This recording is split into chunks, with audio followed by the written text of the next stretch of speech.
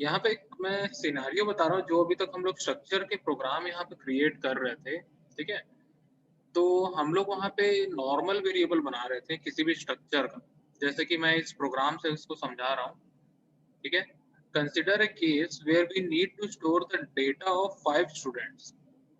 We can store it by using the structure as given. हमें क्या करना है? 5 स्टूडेंट्स के डेटा को स्टोर करना है, ठीक है? तो स्टोर करने के लिए हम लोग क्या बनाएँगे? स्ट्रक्चर बनाएँगे। और स्ट्रक्चर बनाने के बाद उस स्ट्रक्चर के 5 वेरिएबल्स बनाएँगे, 5 स्टूडेंट्स है तो, ठीक है? और हम लोग एक-एक वेरिएबल में हम लोग डेटा स्टोर करेंगे, ठीक है? तो यहाँ पे इस प्रोग्राम से हम लोग इसी को समझते हैं। सबसे पहले यहाँ पे लिखा हुआ है हैश इंक्लूड stdio.h और हमने यहाँ पे एक स्ट्रक्चर स्टूडेंट डिफाइन किया है। चार name of 20 size int id float marks, ठीक है? 3 मेंबर हमने यहाँ पे ले लिया। ये हमारा एक स्ट्रक्चर बन गया। अब हम लोग आ जाते हैं वॉइड मेन पे, ठीक है? यहाँ पे struct student s1, s2, s3 हमने 3 वेरिएबल यहाँ पे बना लिया, ठीक है? 3 वेरिएबल हमने यहाँ पे बना लिया, ठीक है? यहाँ पे मैं int डमी यहाँ पे ले रहा हूँ, ठीक है? डमी भी हम लोग ले सकते हैं या फिर जो मैं f फ्लश बताया था वो भी हम लोग ले सकते हैं, ठीक है? दोनों हम लोग ले सकते हैं, ठीक है? क्योंकि हम लोग को वहाँ से बस एक कैरेक्टर इनपुट चाहिए होता है, ठीक है? तो यहाँ पे मैं प्रिंटफ किया और यहाँ पे enter the name, ID and marks of student मैंने यहाँ पे ले लिया, ठीक है? फिर उसके बाद %s, %d, %f लगाए, s1 dot name, s1 dot id, ampersand s1 dot marks हमने ले लिया, ठीक है? तो यहाँ पे हम लोग ने स्टूडेंट 1 का इनपुट ले लिया, ठीक है? फिर उसके बाद यहाँ स्टूडेंट 2 का इनपुट ले लिया, enter the name, ID, marks of student 2। Same process है हम लोग यहाँ पे स्टूडेंट 2 का, ठीक है? फिर उसके बाद स्टूडेंट 3 का ले लिया। मतलब तीनों का हमने सबसे पहले इनपुट लिया। फिर उसके बाद हमने क्या किया? प्रिंटफ के थ्रू तीनों को प्रिंट किया। s1 dot name, s1 dot id, s1 dot marks, s2 dot name, s2 dot id, s2 dot marks, s3 dot name, s3 dot id, s3 dot marks, ठीक है? तो यहाँ पे हमने क्या किया? 3 बार इनपुट लिया और तीनों को हमने प्रिंट किया। तो आउटपुट कुछ हम लोग को इस प्रकार से मिलेगा, ठीक है? Enter the name, ID and marks of student 1। Name है जेम्स, ठीक है? आईडी है 90, मार्क्स भी है 90, ठीक है? Enter the name, ID and marks of student 2 add-ons, ठीक है? और यहाँ 90, 90, ठीक है? फिर उसके बाद निक 90, 90, ठीक है? तो यहाँ पे हम लोग को कुछ इस प्रकार का प्रिंटिंग डिटेल्स देखने के लिए मिलेगा, ठीक है? तो हम इस प्रोग्राम में क्या किए, यहाँ पे 3 वेरिएबल्स बनाए। अब मान के चलो हम लोग को 10 स्टूडेंट के डेटा हम लोग को स्टोर करना है। तब हम लोग क्या करेंगे, यहाँ पे 10 वेरिएबल्स बनाएँगे, ठीक है? S1, S2, S3, S4, S5, S6, S7, S8, S9 और S10 तक, ठीक है? 10 वेरिएबल बनाएँगे। 10 वेरिएबल बनाने के बाद 10 बार इस प्रकार से इनपुट लेंगे, ठीक है? 10 टाइम्स हम लोग इनपुट लेंगे, फिर 10 टाइम्स हम लोग उसको प्रिंट करेंगे, ठीक है? अगर मान के चलो हम लोग 50 स्टूडेंट्स के डेटा स्टोर करना चाहते हैं, तो 50 वेरिएबल्स यहाँ पे बनाना पड़ेगा।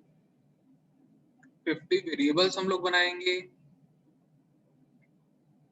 50 टाइम्स इनपुट लेंगे, फिर 50 लाइन्स में उसको प्रिंट करेंगे, ठीक है? अगर मान के चलिए हम लोग को 100 स्टूडेंट के रिकॉर्ड यहाँ पे स्टोर करना है, तो हम लोग 100 वेरिएबल्स बनाएँगे, 100 टाइम्स उसको इनपुट लेंगे, 100 टाइम्स उसको प्रिंट करेंगे, ठीक है? तो हमारा टास्क जो है, हमारा प्रोग्राम जो है, वो बहुत लंबा बनेगा, बहुत ज़्यादा कॉम्प्लेक्सिटी बढ़ जाएगी और बहुत ज़्यादा कॉम्प्लेक्स प्रोग्राम वो बन जाएगा, ठीक है? तो हम लोग क्या करते हैं, यहाँ पे जो वेरिएबल हम लोग बना रहे हैं, जो वेरिएबल यहाँ पे कॉमा-कॉमा से हम लोग एक-एक, एक-एक सेपरेट वेरिएबल बना रहे हैं, उसकी जगह पे हम लोग बना देंगे एरे, क्योंकि सभी का डेटा टाइप तो सेम है, स्ट्रक्ट स्टूडेंट ही है सबका। हम क्या बना देंगे, इसका एरे बना देंगे, ठीक है? एरे में हम लोग साइज़ दे देंगे, जो भी हम लोग को साइज़ चाहिए, 5 चाहिए, 10 चाहिए, 20 चाहिए, 50 चाहिए, 100 चाहिए, कितना भी साइज़ आप लोग उसमें दे सकते हैं। जस्ट लाइक नॉर्मल एरे हम लोग स्ट्रक्चर का भी एरे बना सकते हैं। तो जब हम लोग स्ट्रक्चर के एरे बनाएंगे तो उसकी मेमोरी जो होगी, ठीक है, वो कैसे एलोकेट होगी हम लोग आगे देखते हैं, ठीक है। अब इस प्रोग्राम को हम लोग थोड़ा डिटेल्स में देखते हैं। In the above program we have stored data of 3 students in the structure, ठीक है, हमने 3 स्टूडेंट के डेटा स्टोर किए स्ट्रक्चर में। However, the complexity of the program will be increased if there are 20 students, ठीक है। अगर हम 20 स्टूडेंट्स के डेटा वहां पे स्टोर करना चाहते हैं तो हमारे प्रोग्राम की कॉम्प्लेक्सिटी बहुत ज्यादा बढ़ जाएगी। In that case, we will have to declare 20 different structure variables and store them one by one, ठीक है। इन दैट केस हम लोग को क्या क्या करना पड़ेगा, 20 डिफरेंट स्ट्रक्चर वेरिएबल्स क्रिएट करना पड़ेगा और उसमें डेटा को वन बाय वन स्टोर करना पड़ेगा। हम क्या करना चाहते हैं, ये जो टफ टास्क है, ठीक है, this will always be a tough since we have to declare a variable every time we add a student, ठीक है। अब इस प्रोग्राम में जितने भी स्टूडेंट ऐड होते जाएंगे तो हम लोग को हर बार प्रोग्राम में चेंजेस करना पड़ेगा। हर बार क्या करना पड़ेगा, हमको चेंजेस करना पड़ेगा और यहाँ पे एक एक वेरिएबल क्रिएट करते जाना पड़ेगा, ठीक है। और यहाँ पे हम लोग को उसके हिसाब से इनपुट की कोडिंग और आउटपुट की भी कोडिंग हम लोग को लिखनी पड़ेगी। तो ये बहुत बड़ा टफ टास्क है, ठीक है, ये टास्क जो है बहुत टफ है। तो हम लोग क्या करेंगे, ठीक है, remembering the name of all the variables is also very tricky task. However C enables However, C enables us to declare an array of structures by using which we can avoid declaring the different data structure variables. Instead, we make a collection containing all the structure that store all the information of the student entities. ठीक है, तो यहाँ पे हम लोग क्या करेंगे, इसी स्ट्रक्चर का एरे क्रिएट कर देंगे। सी प्रोग्रामिंग क्या करता है कि हम लोग एक फैसिलिटी देता है कि हम लोग just like normal data types हम लोग यूजर डिफाइंड डेटा टाइप्स के भी स्ट्रक्चर क्रिएट कर सकते हैं। तो हम लोग क्या करेंगे, अब एरे का स्ट्रक्चर का भी एरे क्रिएट कर लेंगे। तो इससे क्या होगा कि हमें डिफरेंट वेरिएबल्स हमेशा नहीं बनाने पड़ेंगे। हम लोग एक बार मान के चलो अगर 100 स्टूडेंट मैक्सिमम है हमारे पास, तो हम लोग एक एरे क्रिएट करेंगे, उसमें साइज दे देंगे 100। तो हम लोग 100 स्टूडेंट्स के डेटा स्टोर कर सकते हैं। तो तो ये प्रॉब्लम को सॉल्व करने के लिए हम लोग क्या बनाएंगे, array of structures, okay. Array of structures in C, an array of structure in C can be defined as the collection of multiple structures variables where each variable contains information about different entities. The array of structure in C are used to store information about the multiple entities of different data types. The array of structure is also known as the collection of structures. ठीक है, तो यहाँ पे जो हम लोग array create करेंगे structure का, उसको हम लोग कैसे डिफाइन कर सकते हैं, collection of multiple structure variables, ठीक है, जहाँ पे हर एक स्ट्रक्चर वेरिएबल जो उस एरे का जो एलिमेंट होगा, ठीक है, वो अपने आप में 3 डेटा स्टोर करेगा। जैसे कि हम लोग ने यहाँ पे कोई एम्प्लॉय स्ट्रक्चर यहाँ पे हम लोग ने क्रिएट किया है, ठीक है, ये एम्प्लॉय हमने एक स्ट्रक्चर क्रिएट किया, उसमें 3 मेंबर हमने ले लिया, इंट आईडी, कैर नेम, फ्लोट सैलरी। हमने यहाँ पे क्या किया, 3 मेंबर ले लिया, ठीक है। अब यहाँ पे हमने क्या किया, स्ट्रक्ट एम्प्लॉय, और यहाँ पे एक एरे क्रिएट किया emp ऑफ साइज 2। यहाँ पे हम लोग 2 एम्प्लॉय की डिटेल स्टोर करने वाले हैं, ठीक है। तो यहाँ पे emp ऑफ 0 और emp ऑफ 1, ठीक है, 2 वेरिएबल्स है हमारे पास।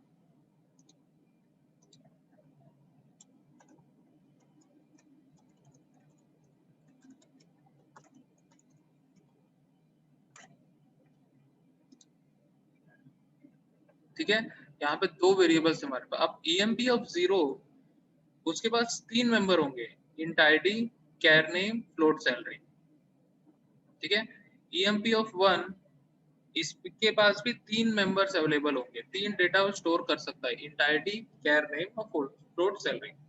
अब यहाँ पे अगर EMP ऑफ 10 देते हैं हम लोग, ठीक है, तो हर एक जो एलिमेंट है ये क्या होगा, एक एलिमेंट होगा, ठीक है। हर एक एलिमेंट जो है अपने आप में 3 डेटा स्टोर करेगा, आईडी, नेम, सैलरी, ठीक है। तो इस प्रकार से वो एरे बढ़ते जाएगा, ठीक है। तो अगर इसकी साइज की हम लोग बात करें, साइज ऑफ EMP अगर हम लोग कैलकुलेट करेंगे, तो यहाँ पे जो इंट आईडी है, नेम और सैलरी, ठीक है, अगर टोटल इसका निकालें तो यहाँ पे 4 + 5 + 4, ठीक है, 13 बाइट्स का ये होगा, ठीक है। 2 बाइट्स, ठीक है, ये 10 10 और ये 2 2 + 2, ठीक है। तो यहाँ पे 5 जो है वो इस कैरेक्टर का ले रहा है, ठीक है। तो इस प्रकार से यहाँ पे 26 बाइट्स का लेगा, ठीक है। सॉरी, यहाँ पे जो इंट आईडी है 4 बाइट्स का है, ठीक है, ये 5 बाइट्स का और ये 4 बाइट्स का, ठीक है। तो इस प्रकार से एक अगर हम लोग कैलकुलेट करेंगे तो 13 बाइट्स ले रहा है, ठीक है। तो मेमोरी की हम लोग चिंता नहीं करते हैं क्योंकि मेमोरी हमारे पास बहुत होती है, ठीक है। आजकल के कंप्यूटर्स में काफ़ी मेमोरी हम लोग को मिल जाती है। तो इस प्रकार से हम लोग, तो ये इस प्रकार के स्ट्रक्चर में ये स्टोर होता है,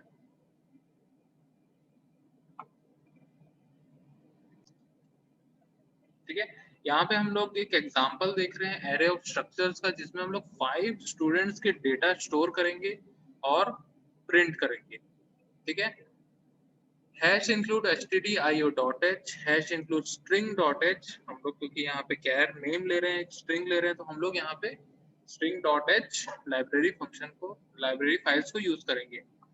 तो यहाँ पे हमने सबसे पहले एक स्ट्रक्चर बना लिया स्टूडेंट का, स्टूडेंट स्ट्रक्चर हमने यहाँ पे डिफाइन किया और उसके अंदर 2 मेंबर हम लोग ले रहे हैं, इंट रोल नंबर, कैर नेम, 2 ही मेंबर हम ले रहे हैं यहाँ पे। देन इसके बाद हम लोग यहाँ पे मेन फंक्शन पे आ गए और सबसे पहले एक वेरिएबल को हम लोग डिक्लेयर कर लिए। ये वेरिएबल लूप के काम आएगा, लूप में हम लोग इस वेरिएबल को यूज करेंगे। देन उसके बाद स्ट्रक्चर का हमने एक एरे क्रिएट किया, स्ट्रक्ट स्टूडेंट ht ऑफ 5।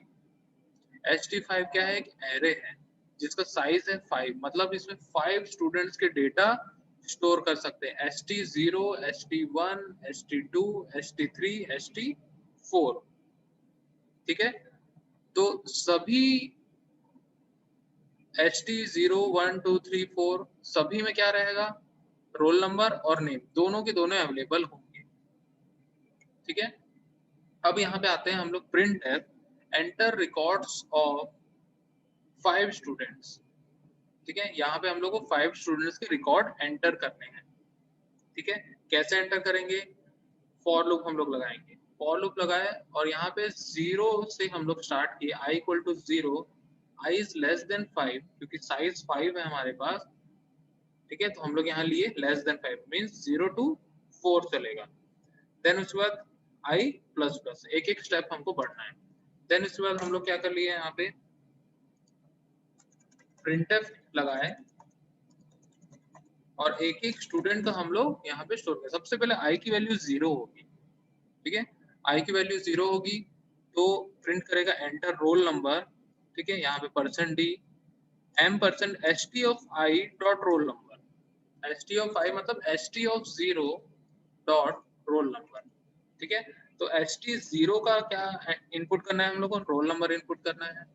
फिर उसके बाद इनपुट ले लेगा, उसके बाद एंटर नेम प्रिंट करेगा। फिर उसके बाद क्या करेंगे हम लोग, ht of i dot name, ht of 0 dot name, तो 0th स्टूडेंट के लिए हो गया। ये स्टेटमेंट जो है पूरे इनपुट लेना कंप्लीट हो गया, ठीक है। फिर उसके बाद i की वैल्यू इंक्रीमेंट होके 1 हो जाएगी, ठीक है। तो 1 के लिए भी लेगा, फिर उसके बाद 2 के लिए लेगा, उसके बाद 3 के लिए लेगा, उसके बाद 4 के लिए लेगा। जैसे ही i = 5 हो जाएगा ये लूप खत्म हो जाएगा, मतलब 5 स्टूडेंट्स के इनपुट हम लोग ने यहाँ पे ले लिया। अब हम लोग क्या करेंगे, उसको प्रिंट करेंगे, कैसे प्रिंट करेंगे? फॉर लूप लगा के, सेम वैसे ही, ठीक है। तो हम लोग यहाँ पे लिखे printf/n स्टूडेंट इंफॉर्मेशन लिस्ट, हमने इसको प्रिंट किया यहाँ पे for i equal to 0, i is less than 5, i plus plus, ठीक है। सेम लूप हमने लगाया यहाँ पे और printf के अंदर लिख लिया roll number %d name %s, ठीक है। st of i dot roll number comma st of i dot name, ठीक है।